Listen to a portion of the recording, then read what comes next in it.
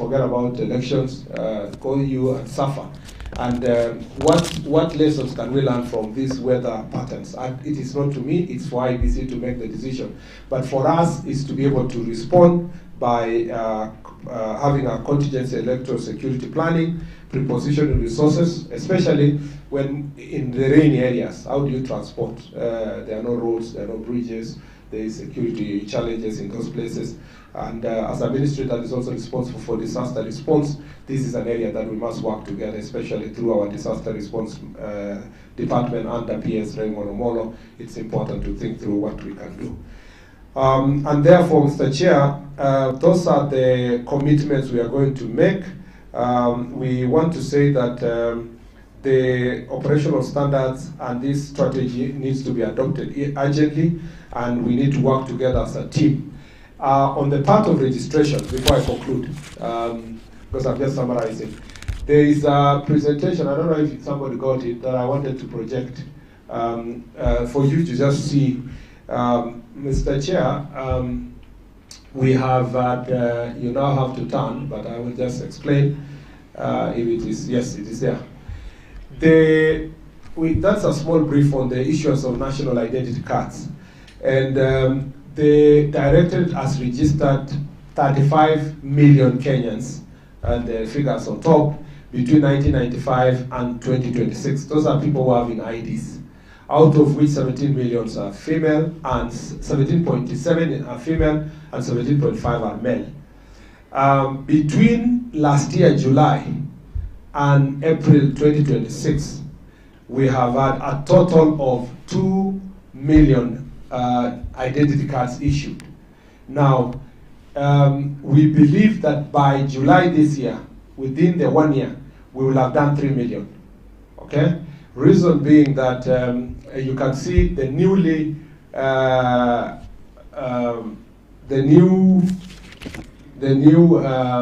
newly registered.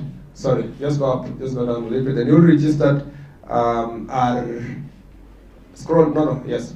The newly registered IDs are those are people registering for the first time ever, is 1.1 million. But it should concern you that people who are going for replacement for IDs are almost the same as the people who are getting IDs for the first time.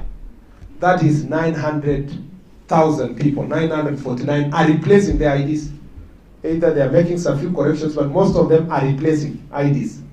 Now, why is it that the number has gone high? In the past, we would have done 1 million. Yeah, by July, we would have done 1 million. We will do 1.2, 1.3. Now we will do about 3 million. Why is that so? Because of deliberate government policy.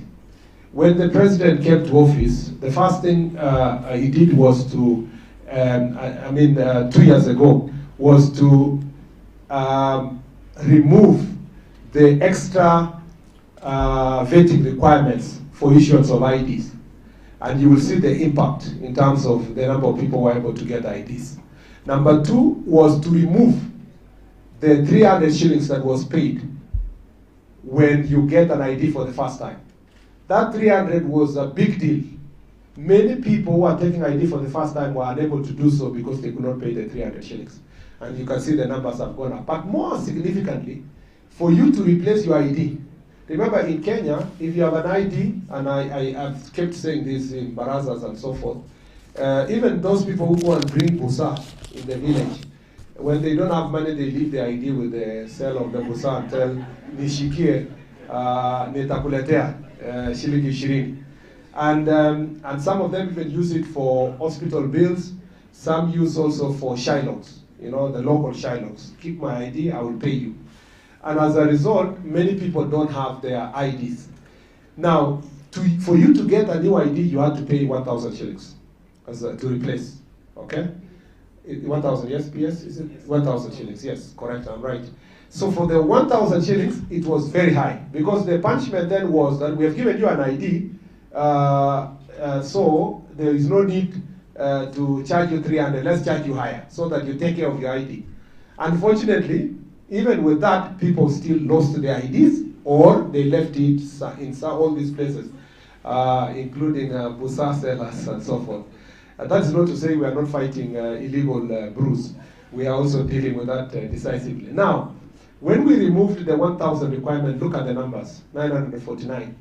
And you will see that those numbers will go up. And I always tell people, punish that Musa person by coming to get an ID because it's cheaper to get an ID than to go and pay your debt. So that going forward, people will not use the ID to ask for the same. If you see the IDs delivered between last year and now, just scroll up now, you will see that it is fairly distributed all over the country.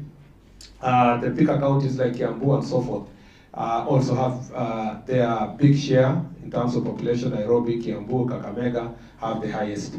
But look at the improvement. Look at the improvement in the, just stop there. Look at improvement in counties like Garissa.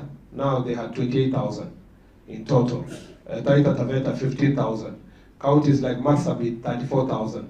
That improvement in marginalized areas is very significant because, and border counties, because people who felt who would not get IDs are now being, getting the confidence to get their IDs, either because of poverty or certain challenges they had. Now they are getting the IDs.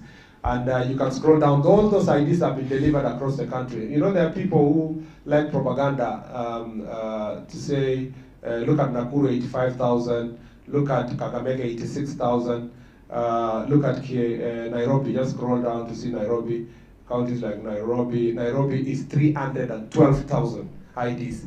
There is absolutely no favoritism to any part of the country. And I want to say this because sometimes cheap political talk out there, as we say, which creates misinformation, is to say some areas are getting their IDs more than others. You can see there is fair distribution of IDs across the country. The figures are the same. And the uncollected IDs is the same. If you go down there, we are having a big challenge of uncollected IDs. Counties like Mombasa, you see 21,000 have not collected IDs, Kwale is 19,000, and some counties also have done better in terms of collection of their IDs. If you go down, if you scroll down to the end, you will see that the total uncollected IDs is, in Nairobi there's 69,000 people who have not collected IDs. There's a total of 489,000 uncollected IDs that are in different centers. Now what we are doing is that we want to employ technology. Now that when the process of applying and tracking your application of ID will help us to make sure that many Kenyans can get their IDs. We are also using our Ngao officers to make sure, you know, these are very sensitive documents, so you can't tell anybody to go and pick the ID.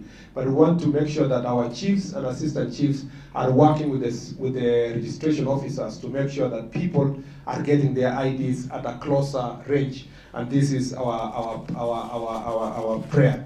The last thing I'd like to say is that as we push for these IDs, and I want you, Mr. Chair, and your commission to keep in touch with the NRB, National Registration Bureau, we pray that the Parliament will give you budget so that you can maybe have 2 or so other enhanced registration processes before the voting. If you can have 2 or 3, it will be useful.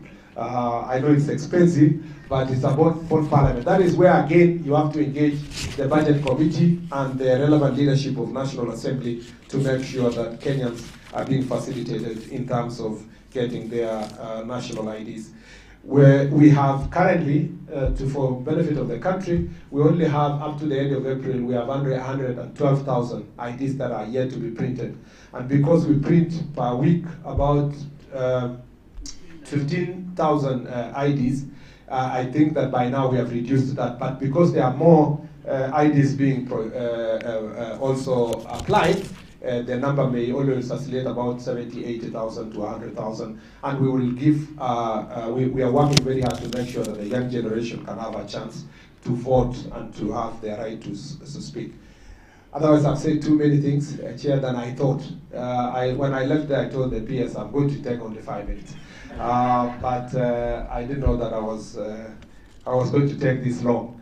I must say, we're very excited to be here. We are very ready when called upon. respecting the independence of the Independent Electoral Boundaries Commission, but being understanding that the constitutional principle of collaboration and consultation, we will always make sure that we play our role to deliver free, fair, credible, and very viable elections in the Republic of Kenya. Asanteni sana, and may God bless you.